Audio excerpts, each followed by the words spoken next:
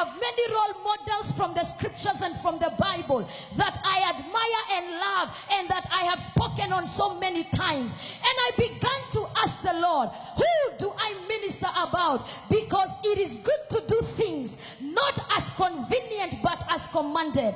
And you know, when you have many people that you admire, for example, I personally admire Deborah. And like Deborah, I want to serve the Lord with power and speak the word without fear. I admire Esther, and like Esther, I want to intercede for God's people before the throne of grace.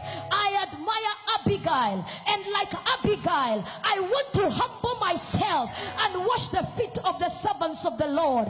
I admire Hannah, and like Hannah, I want to dedicate my children to God. I admire Priscilla, and like Priscilla, I want to explain the ways of the Lord more perfectly to those who are seeking. I admire Lydia, and like Lydia, I want to be a worshiper of God, and I want to open my home to the ministers of God. I admire the Shunammite woman, and like the Shunammite woman, I want to trust the Lord in adversity.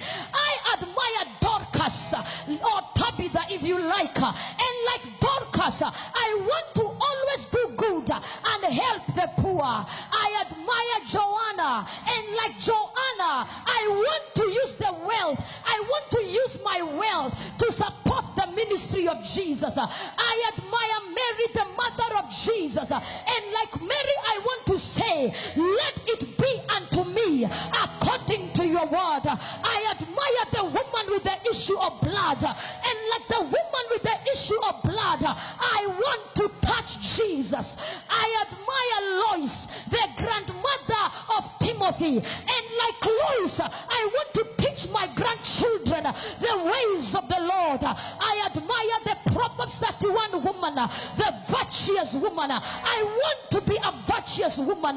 You know, I believe the definition of a woman